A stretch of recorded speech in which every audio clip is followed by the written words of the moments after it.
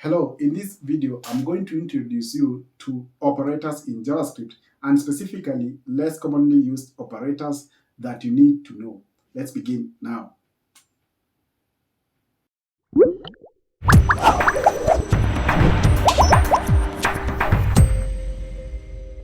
Welcome back. In this video, we are going to see what are the advanced or less commonly understood operators in JavaScript. I'd like to begin on my screen here on the app.js file, which is linked to the index.html file and a live server instance here to test the code. I would like to start by listing out the operators. So the first is destructuring assignment. We can call it just assignment. Then from destructuring assignment, we have, of course, the spread operator. Then we have the rest parameter. This should be. The fourth is the Nullish coalescing operator. Then the fifth, optional chaining. Then the sixth, logical Nullish assignment. Then the seventh will be the BigInt N. This should be the seventh. It's abbreviated as N. This is abbreviated as a question mark. Then the chaining is a question mark with a period. Then the Nullish coalescing is two question marks and an equal sign. The eighth, bitwise operators. You can have the and, then we can have this and that shift operator. Then the ninth is the comma. So these are the less commonly understood or used JavaScript operators that you should understand using examples illustrated in this tutorial, and you can now begin using them in your code. Let's begin with the first one, destructuring assignment. Destructuring assignment works like this. We can define a constant. The idea is to destructure objects and arrays, so we can give it the first, something like first name, last name, as the variable names. Once we destructure, we're going to use this to access. Then we can destructure an object. In this case, if you are destructuring an object, we need to change this to curly brackets, then get rid of that. Inside this object, we can have this as the first name. The first name will be, give it as Joe. Then the second name will be, this should be last name, will be, we can test to see the value of the first name here. And you can see it's logged here on the console. I'd like to enlarge this as undefined. The reason it's undefined, there's something that's missing. We mistyped this. So that should be name. Then it logs the first name. Then the last name is the right name. So this is how destructuring assignment works. We take an array or an object and break it down using this kind of assignment. So we begin with the declaration of the constant, then pass in the variable names, then assign them to the respective to the object with the respective elements. We can also do this for an array. So for an array, it's going to be name, then the age. Then we'll destructure it with the brackets. Then in here, we can have the array as Joe, then is 21. On the console now, we can log the age, and it logs as 21. So this is the assignment destructuring for an array. This is for an object. That's one of the most common advanced operator that you're going to come across. The second one is a spread operator. The spread operator is 3 dots, as you can see here, and it allows you to spread an iterable object like an array into another object. So suppose you have an array here, we can just call it the first array. Then it's going to have to take 1, 2, and 3 as the elements. Then we can have now another array which should be equal to, now we have the spread operator, 1, 2, 3. Then we pass in the array. Then we can add 4, 4, and 5. Then if we log this new array, we have now the complete array which has been merged. So we've taken the first array, then used the spread operator, add it to the second array. That's another operator in JavaScript that you need to understand. So it's simply used to spread elements of an interval, things like an array or an object, into another one. This will still work with an object. The third is the rest parameter. The rest parameter is used to give in a indefinite number of elements as arguments into a function, and they're given as in form of an array. So suppose we have a function here, then this function does a sum of numbers. We can give it the numbers. Now this is a spread operator. It's used to pass arguments to a function in form of an array. So in here, we can now access this as an array.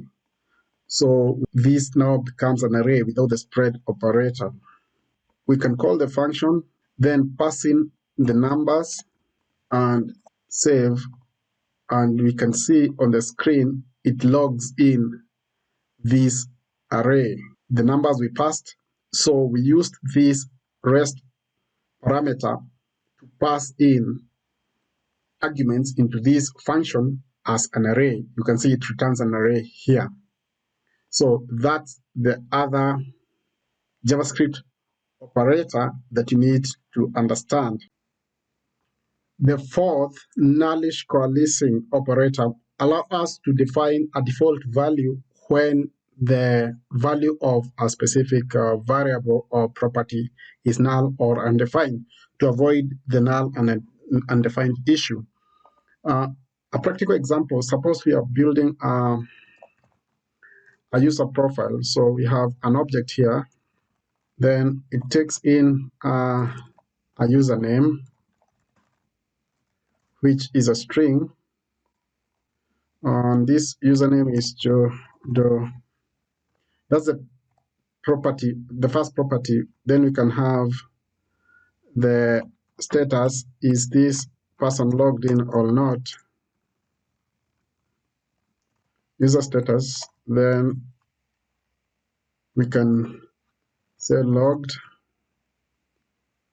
change this to name, username. That's a simple object.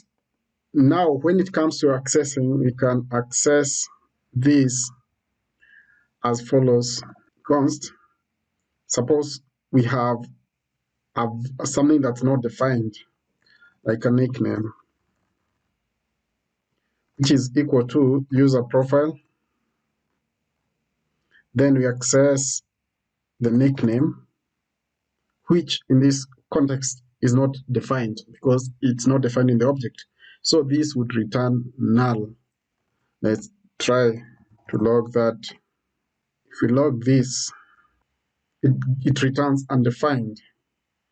But now we can use this nullish coalescing operator to give it a default kind of value. So we just add it here as we're accessing. Then we are just using it like if you've used ternary operators. If this, then if like in other languages, that's what happens, especially when you're doing a lot of testing data, form data. So we are simply testing, is this empty? If it's empty or if it's undefined, we just give it a value, which is guessed. So if we save, and you see it gives us the value of guessed. So this is a typical example of how you would use the nullish coalescing operator. When this is not defined, the variable you're trying or the property you're trying to access, it's going to give the default that you set. Then the next, the optional chaining allow us to access nested properties of an object without running into undefined or null. So we can repurpose this code, and inside this object we can add an address, and this address will be a nested property. So this user has a location which is a string, then they have a street address which is a number or an integer. If you'd like to now access this location, we would do something like this. Const user location is equal to, then we get the user profile and the address, then the location. But now if let's log this, we log the user, this should be user location. We are accessing it and it's Utopia. So in the instance where like we have not defined this, it would throw undefined because in this context it's not defined. We can correct this and allow the script to continue by adding this optional chaining. So instead of the dot, we just add the optional chaining, which is the dot. The script will continue to run without breaking, allowing you to continue with the script without the null or undefined. So that's how you use the optional chaining. The other is logical nullish assignment. Allow us to assign a value to a variable if the value is null. If we have a variable x here which is set to null, we can use the logical nullish assignment to give its value. We can give it maybe a number 23. So if we console log this, it will give us the value of 23. If we did not assign this, it's going to give us null. So logical nullish assignment allows us to give the value to a variable which value has been defined as null. The other operator is the BigInt. BigInt data type allows us to deal with large numbers that can't be contained in an integer. We can define be equal to 1, 2, 3, 4, 5, 6, 7, 8, 9, then n at the end. So this n defines this as a BigInt. So we can do type of, the type of this will be, we pass x here, and it's a BigInt. So if we get rid of this, it's going to be a number. But if we add n at the end, it gives us the BigInt. So that's another operator that's used with the BigInt data type. The other operator that's less common is the bitwise operators. Bitwise operators allow us to do bit-level operations on integers in JavaScript. For example, if we have something like a number here, const x equal to 5, then another number, const y equal to 3. We can console the first bitwise operator and. So if we do x and y, it gives us 1 as the value. Then we can copy this, then use OR, it gives us 7. These are bitwise operations. Comma operator allow us to evaluate multiple expressions and return the results of the last expression. In an example, we can say let x be equal to 1. Then let y be equal to, we increase x by 1. Then we add a comma.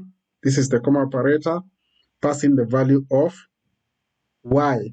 So if we console log y here, or x, first if we console log x, the value will be 2 because we have passed it, then we added a comma and still have the value of y in the same expression. So this should be 2. Then we can test y, and it's 2. You can change it to 3 or 4. It's 4, but x is going to be 2. So that's how a comma operator works. It's used to evaluate multiple expression and then return the results of the last expression.